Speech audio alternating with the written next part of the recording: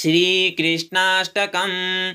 भजे व्रजेकमण्डनं समस्तपापखण्डनं स्वभक्तचित्तरञ्जनं सदैव नन्दनन्दनं सुपिञ्चगुच्छमस्तकं सुनादवेणुहस्तकम् अनङ्गरङ्गसागरं नमामि कृष्णनागरं मनोजगर्वमोचनं विशाललोललोचनं विधूतगोपशोचनं नमामि पद्यलोचनं करारविन्दभूधरं स्मितावलोकसुन्दरं महेन्द्रमानधारणं नमामि कृष्णवारणं कदम्बसूनकुण्डलं सुचारुगण्डमण्डलं वजाङ्गनेकवल्लभं नमामि कृष्णदुर्लभं यशोदया समोदया सगोपया सनन्दया युतं सुखैकदायकं नमामि गोपनायकं सदैव पादपङ्कजं मदीयमानसे निजं दधानमुत्तमालकं नमामि नन्दबालकं समस्तदोषशोषणं समस्तलोकपोषणं समस्तगोपमानसं नमामि नन्दलालशम्भुवो भरावतारकं भवाब्धिकर्णधारकं यशोमतिकिशोरकं नमामि चित्तचोरकं दिगन्धकान्तभङ्गिनं सदा सलालसङ्गिनं दिने दिने नवं नवं नमामि नन्दसम्भवं गुणाकरं सुखापकरं कृपाकरं कृपापरं सुद्विष्णिकन्दनं नमामि गोपनन्दनं नवीनगोपनागरं नवीनकेलिलम्पटं नमामि मेघसुन्दरं तथितप्रबालसत्पथं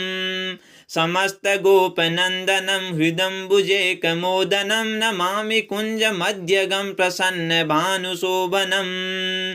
निकामकामदायकं दिगन्धचारुसायकं रसालुवेणुगायकं नमामि कुञ्जनायकं विदग्धगोपिकामनोज्ञतल्पसायिनं नमामि कुञ्जकानने प्रविद्रवहिपायिनं किशोरकान्तिरज्जितं दृगञ्जनं सुशोभितं गजेन्द्रमोक्षकारिणं नमामि श्रीविहारिणं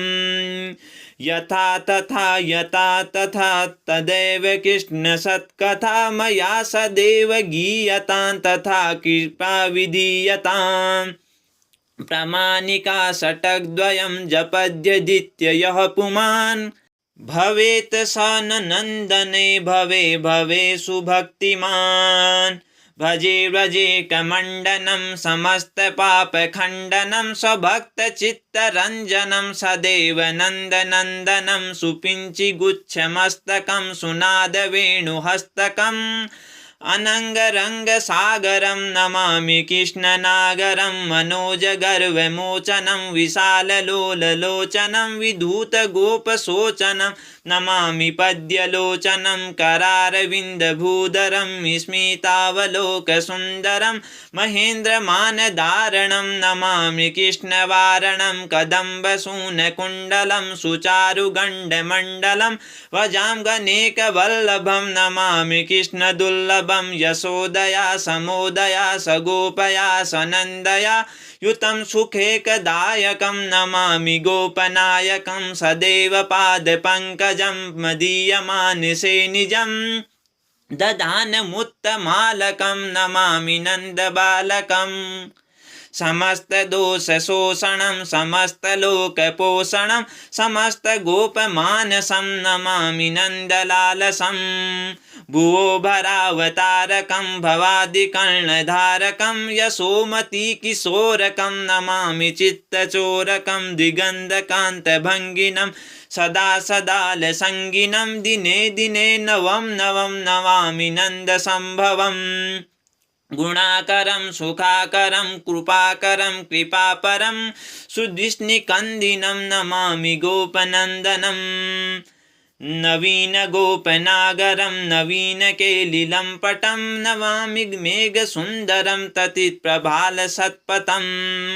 समस्तगोपनन्दनं हुब्दम्बुजेकमोदं नमामि कुञ्जमध्यगं प्रसन्नभानुशोभनं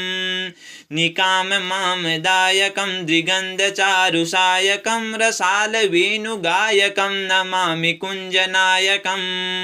विदग्धगोपिकामनोज्ञतल्पसायिनं नमामि कुञ्जकानने प्रविद्धवैहिपायिनं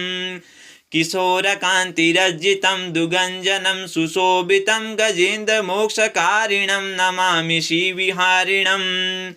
यथा तथा तदेव कृष्णसत्कथा मया सदैव गीयतां तथा कृपा विधीयताम् प्रामाणिका षट्द्वयं जपद्विजित्य यः पुमान् भवेत् स नन्दने भवे भवेषु भक्तिमान् भजे व्रजे कमण्डनं समस्तपापखण्डनं स्वभक्तचित्तरञ्जनं सदैव नन्दनन्दनं सुपिञ्चगुच्छमस्तकं सुनादवेणुहस्तकम् अनङ्गरङ्गसागरं नमामि कृष्णनागरं मनोजगर्वमोचनं विशाललोललोचनं विदूतगोपशोचनं नमामि पद्यलोचनं करारविन्दभूधरं स्मितावलोकसुन्दरं महेन्द्रमानधारणं नमामि कृष्णवारमं कदम्बसूनकुण्डलं सुचारुगण्डमण्डलं वजाङ्गनेकवल्लभं नमामि कृष्णदुर्लभम्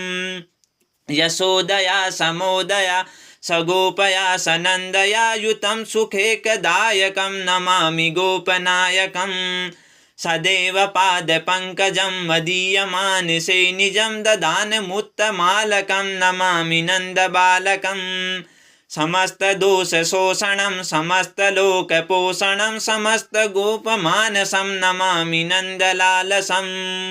भुवो भरावतारकं भवादिकर्णधारकं यशोमतीकिशोरकं नमामि चित्तचोरकं दिगन्धकान्तभङ्गिनं सदा सलालसङ्गिनं दिने दिने नवं नवं नमामि नन्दसम्भवं गुणाकरं सुखाकरं कृपाकरं कृपापरं सुधिष्णिकन्दिनं नमामि गोपनन्दनं नवीनगोपनागरं नवीनकेलिलम्पटं नमामि मेघसुन्दरं ततिप्रभालसत्पथं समस्तगोपनन्दनं हुदम्बुजेकमोदनं नमामि कुञ्जमध्यगं प्रसन्नभानुशोभनं निकामकामदायकं द्विगन्धचारुसायकं रसालवेणुगायकं नमामि कुञ्जनायकं विदग्धगोपिकामनोज्ञतल्पसायिनं नमामि कुञ्जकानने प्रविद्धवैहिपायिनं किशोरकान्तिरज्जितं दुगञ्जनं सुशोभितं गजेन्द्रमोक्षकारिणं नमामि श्रीविहारिणं यथा तथा तदेव कृष्णसत्कथा मया सदैव गीयतां तथा कृपा विधीयताम्